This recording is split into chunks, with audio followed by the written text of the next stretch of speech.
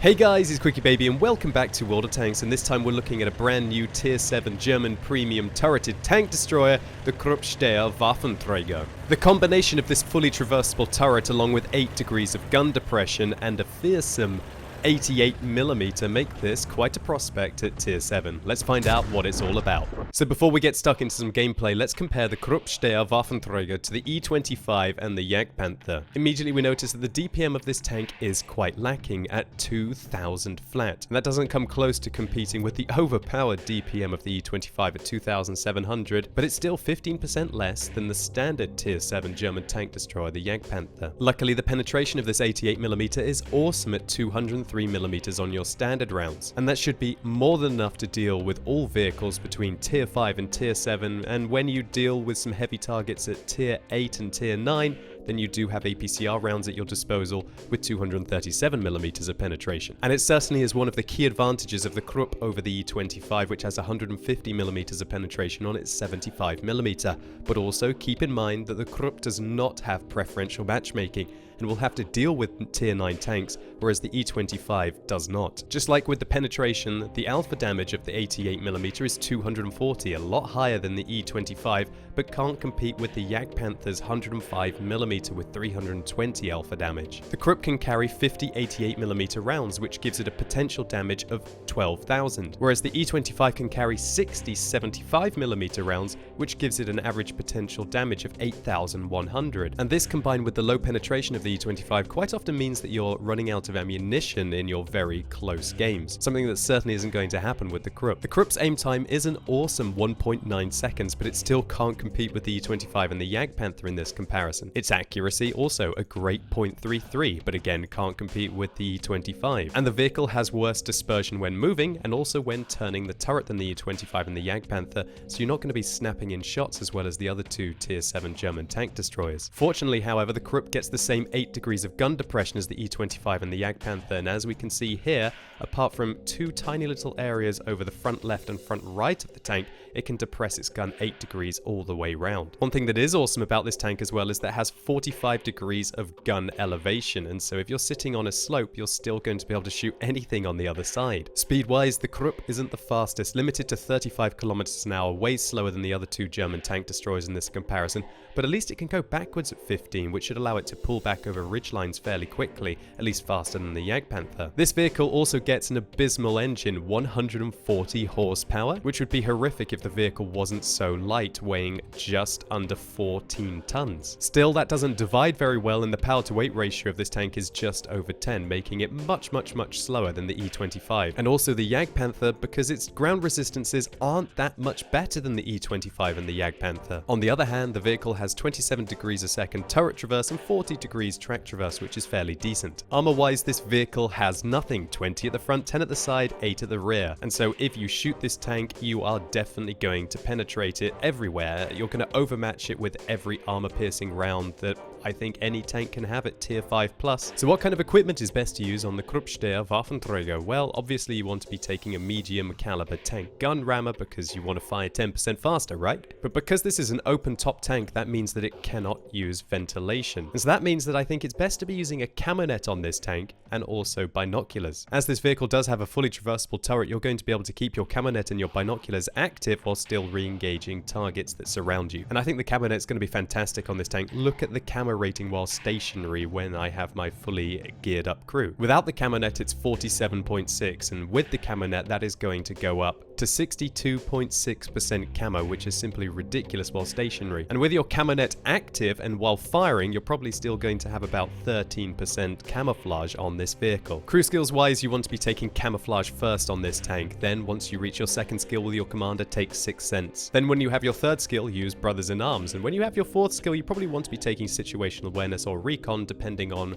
what tank this crew are already in. Mine are in the Griller, which has its own dedicated radio operator, so it's probably best to take recon on your commander. It's the same story for your gunner. You want to be taking camouflage first, then retrain for Brothers in Arms once you've got 3 skills across your full crew. Then I recommend taking things like Snapshot and Armorer. I personally have got Armorer because the Griller seems to have its gun broken all the time. But if you're not worried about that kind of thing, then the Snapshot might be better for you. With the driver skills, again, camo first, then once you reach 3 skills, retrain for Brothers in Arms. I'm not sure whether you actually need to take repairs on this vehicle, and I think it might be better to be taking off-road driving instead, but clutch braking is always useful on your tank destroyers. And for your loader, obviously safe stowage, camo is great to take, and then after that, there's not really much more useful than repairs. But anyway, I think that's quite enough theory crafting. Let's see how it holds up in some gameplay.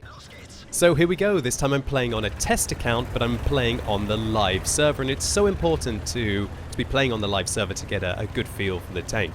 This is definitely a nice matchup for the Krupp here. However, there are 4 top tier 7 tanks, and then it's split evenly between tier 6 and tier 5 propping up the bottom. But then again, I guess it doesn't really matter what tanks you're getting shot by in this vehicle, considering it only has 20mm of hull armor. But then again, they do have lower hit points than if they were tier 9, and also their alpha damage is substantially lower. So right now, I was on my desktop checking out some of the statistics of this tank, and when I come back in, I noticed that there was a Type 64 who managed to suicide scout and light up pretty much the entirety of the enemy team. Oh, very convenient for a sneaky German tank destroyer, hey?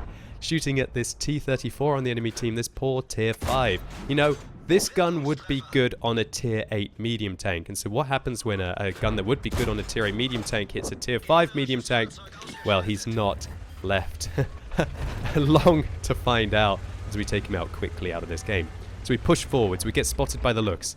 The T-67 on the enemy team wants to take a shot at us, but the flexibility of the turret allows us to put one into him. Now we progress forwards, albeit not at the fastest rate, to avoid the T-43 shell and the T-67 shell. And this tank just feels so comfortable on these kind of ridge lines. If you've got these kind of little undulations, these micro ridges to be able to work against your opponents, you can just control the engagement, but you have all the flexibility, and as I mentioned, a rather nice gun for a tier 7 tank destroyer. So we put one into the T-37 there, and my Dickomax finishes him off. Yeah, my Dickomax finishes him off.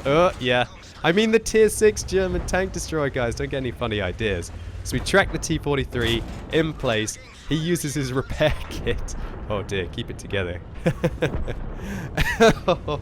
So he uses repair kit and he goes after the other tier 7 German premium tank destroyer, the E-25. I'm not feeling too bad that he tanked for me there. Gives me the opportunity to whittle down that T-43 and then use the turret to be able to come over the ridgeline and to take out a tier 5 Swedish tank destroyer on the enemy team. Now we're trying to hunt down a tier 6 Swedish premium medium tank here, the Stridsvagn M4257, but we're not quite able to get him. Luckily it looks like something puts a big round into him, possibly the Nashorn on my team, or alternatively the Dickomax, maybe the VK3601, but I suck a shot against him. Oh, a bit unfortunate there. Will we be able to find one through the building? No, a little too late there.